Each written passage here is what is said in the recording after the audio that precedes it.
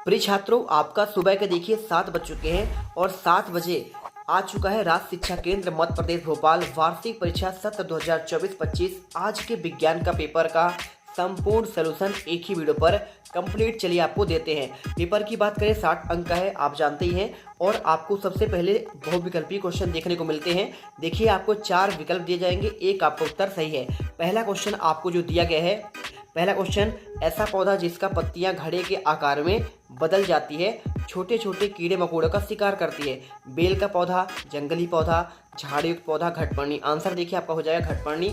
इसके बाद देखो आपका सेकंड क्वेश्चन, चीरने एवं फाड़ने वाले दांत कहलाते हैं रत्नक, चवर्णक, कृतज्ञ, अग्रचवर्णक। ठीक है, अगर मैं आंसर की बात करूं, राइट आंसर देखिए आपका रत्नक होगा। हम थोड़ा सा जूम कर लेते हैं जिससे आपको क्लियर समझ में आए। ये देखिए तीसरा क्वेश्चन, हम जानते हैं कि धमनी सदैव ऑक्सीजन समृद्ध रक्त का परिवहन करती है और सिरा शुद्ध रक्त का देखिए हृदय की ओर ले जाता है। तो आपका फुफ्फुस धमनी के संबंध में कौन सा कथन सही है? बात कर रहा है फुफ्फुस धमनी की, तो यह ऑक्सीजन समृद्ध रक्त को फेफड़े तक ले जाता है, या फिर देखिए कार्बन डाइऑक्साइड और समृद्ध रक्त को फेफड़े तक ले जाएगा। विकल्प ए है, दोनों सही है। फिर ऑक्सीजन और कार्बन डाइऑक्साइड दोनों आपकी समृद्ध हैं। तो तीसरे का आपको जो आंसर करना है सिंपल तरीके से देखिए आपको इसमें हो जाएगा बी नंबर, यह कार्बन डाइऑक्साइड समृद्ध रक्त को फेफड़े तक ले जाता है। चौथा देखिए, ऐसी गति जो निश्चित समय अंतराल के पश्चात अपनी गति को दोहराती है कहलाती है सरल रेखीय गति, घूर्णन गति, असमान गति, या फिर देखिए आपका आवर्ती गति। अगर मैं देखिए इसमें आंसर की बात करूं, वो बोल रहा है कि भाई आपका निश्चित हो। जब आपका निश्चित होता है तो आपका वो होता है देखिए आवर्त में होता है। ठीक है, जैसे आपका घड़ी हो गया ना, तो यहाँ पे क्या होता है 60 सेकंड में ही आपका 1 मिनट होगा। तो आप समझ रहे हैं ना बात को। तो यहाँ पे आपका एक निश्चित अंतराल होता है, तो आपका आवर्ती गति हो जाएगा। इसके बाद देखिए पांचवा, निम्नलिखित में से किस रसायन का उपयोग जल के शुद्धिकरण में किया जाता है? कपड़े धोने का सोडा, डीडीटी है ना, ड्राई क्लोरो आपका पाउडर की बात कर रहा है, एथीन पाउडर का, और आपका इसमें देखिए डाइक्लोरो टेट्रा पाउडर होता है, क्लोरीन, फिनाइल। तो आपका देखिए राइट आंसर आपका इसमें आपका क्लोरीन होगा। ठीक है, चलिए अब देखते हैं आपका इसमें आते हैं रिक्सान वाले क्वेश्चन। चैनल को सब्सक्राइब करो पहले, हाँ जल्दी करो। मुझे पता है कि आप लोग नहीं करते हो, वीडियो देखते हो लेकिन सब्सक्राइब नहीं करते। ये लाल कलर का बटन नहीं से दबाओ, जल्दी दबाओ, जल्दी दबाओ, फिर मैं शुरू करूँ। दबा दो जल्दी, दबा दिया, घंटी भी दबा देना। ठीक है, तो देखिए आपको इसमें कैसे आपको आंसर करना है। यहाँ पे दिया गया है भोजन के घटक कार्बोहाइड्रेट, प्रोटीन, वसा, विटामिन और आपका क्या होता है, आपको ये बताना है। आपको देखिए लिखना है, आपको इसमें जल लिखना है। ठीक है, विटामिन और आपका जल हो जाता है। इसके बाद देखिए सातवां, क्षुद्रांत की आंतरिक भित्ति पर अंगुली के समान अनेक प्रवर्त पाए जाते हैं, वो क्या कहलाते हैं? आपका बिली विली। ठीक है, आपको देखिए 2 बार लिखना है, बिली विली। इसके बाद देखो आपको लिखा है बुखार आने पर डॉक्टर द्वारा शरीर के ताप को मापने के लिए डैश डैश उपकरण का आपका उपयोग किया जाता है। सिंपल सा आपको आंसर जो लिखना है, देखिए यहाँ पे आपका होता है थर्मामीटर। ठीक है, थर्मामीटर का उपयोग करता है। इसके बाद देखो आपको यहाँ पे लिखा है हीमोग्लोबिन डैश डैश कोशिकाओं में पाया जाता है, तो देखिए आपका लाल रक्त कोशिकाओं में। ठीक है, तो आपका लाल, इसके बाद आपका रक्त लिख देना है, बस आपको इतना ही लिखना है। किसी वस्तु द्वारा एकांक समय में तय की गई दूरी को हम उस वस्तु को क्या कहते हैं? आपका कहते हैं भाई साहब यहाँ पे एकांक समय में आपको जब करेंगे हम, तो यहाँ पे आपको यहाँ पे कर देना है देखिए चाल, आपको आंसर करना है। ठीक है, चलिए इसके बाद देखो आपको, अगर हमारे चैनल पर पहली बार आए हैं, देखिए बच्चे यहाँ पे देखते बहुत हैं लेकिन हमारे चैनल को सब्सक्राइब नहीं करते हैं, तो आप फटाफट यहाँ पे सब्सक्राइब कर दो, जिससे देखिए आपको आने वाले हर एक सब्जेक्ट का सबसे पहले आपको नोटिफिकेशन मिल जाए।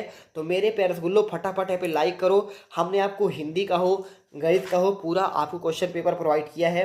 फटाफट यहाँ पे लाइक करो और साथ में सब्सक्राइब कर दो, दोस्तों को शेयर करो। ठीक है, चलिए देखते हैं आपका 2 नंबर का। आप अपना नाम और जिला जरूर लिखकर इसमें कमेंट करना कि आप किस जिले से हैं और आपका नाम क्या है। ठीक है, चलिए देखते हैं आपका क्वेश्चन 11वां। मैं देखना चाहता हूं कि मेरा वीडियो कौन कौन से जिले तक पहुंचता है। ठीक है, इसके बाद देखो सहजीवी संबंध किसे कहते हैं, ये इस क्वेश्चन का आपको आंसर चलिए आपको प्रोवाइड करा देते हैं। ठीक है,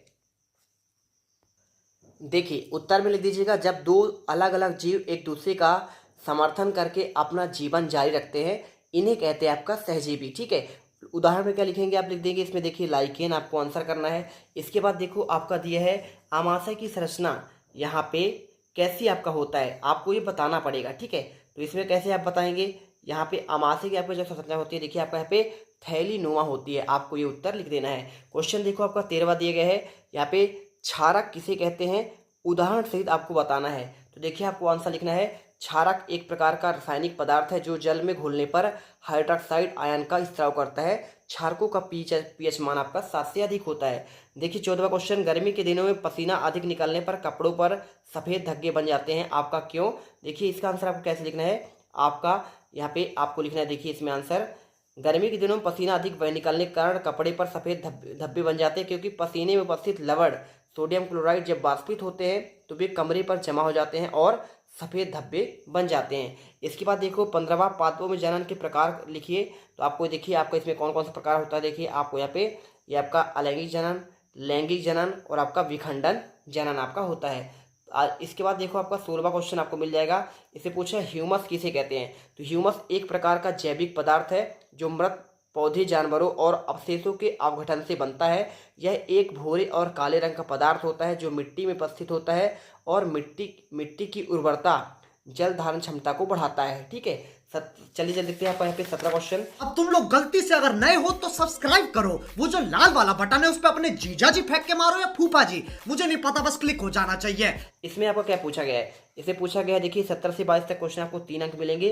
गर्मियों में सफ़ेद और हल्के रंग के वस्त्र, सर्दियों में गहरे रंग के वस्त्र पहनना अधिक आरामदायक है, क्यों आपका होता है? तो देखिए आपको लिखना पड़ेगा, गर्मियों में सफ़ेद या हल्के रंग के वस्त्र पहनना अधिक आवश्यक है क्योंकि हल्के रंग के वस्त्र सूर्य की किरणों से प्रतिबिंबित होते हैं जिससे शरीर का रंग कम आपको गर्मी लगती है। उसी प्रकार देखिए सर्दियों में हम गहरे वस्त्र का उपयोग करते हैं क्योंकि गहरे रंग सूर्य को अवशोषित करते हैं, यानी खींचते हैं, जिससे शरीर क्या होता है, आपको गर्मी आपका लगती है। इसके बाद देखो आपको ये मिल गया पूरा आंसर, 17 का आंसर।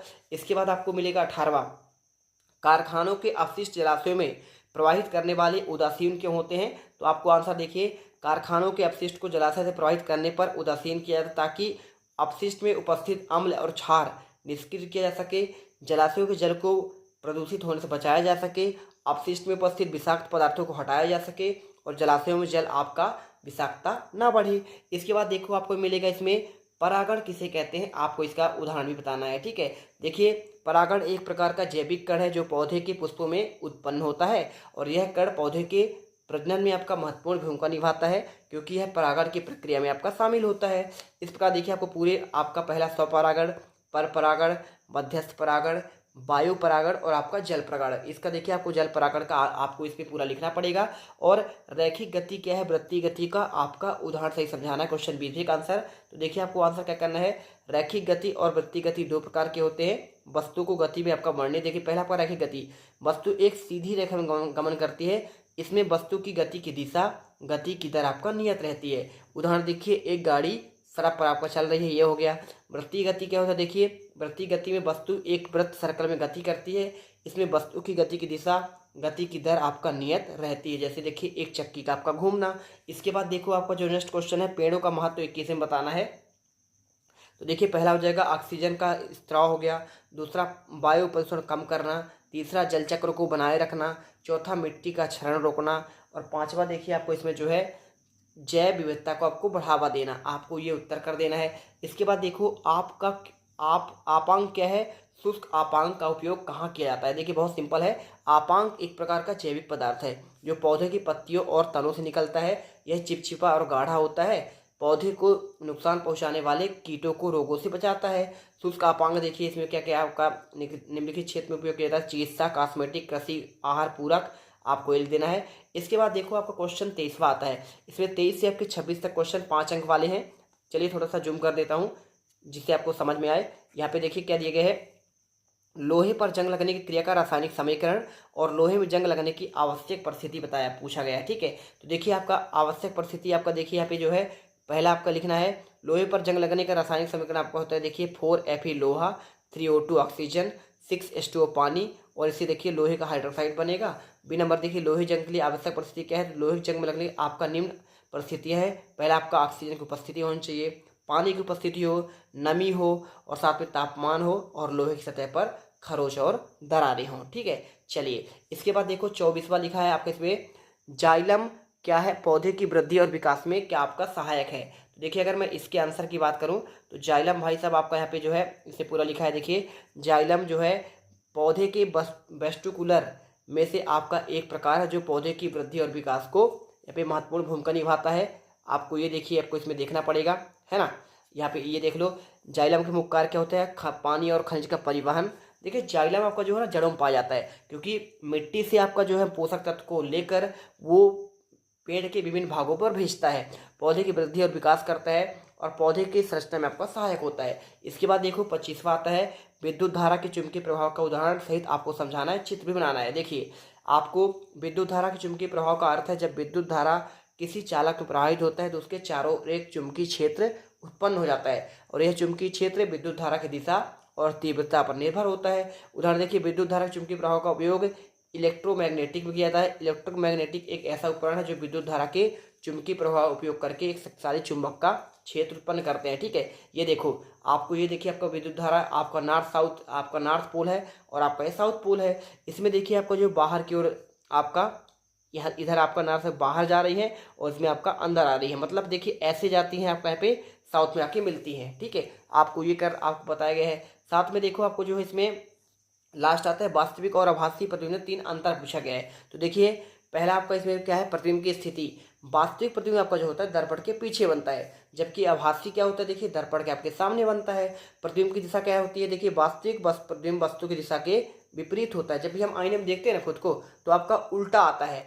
उसी प्रकार देखिए जैसे आपका एम्बुलेंस होता है, आपने देखा होगा ना, जब उसे देखेंगे उल्टा आपका लिख रहेगा तो आपका सीधा दिखेगा।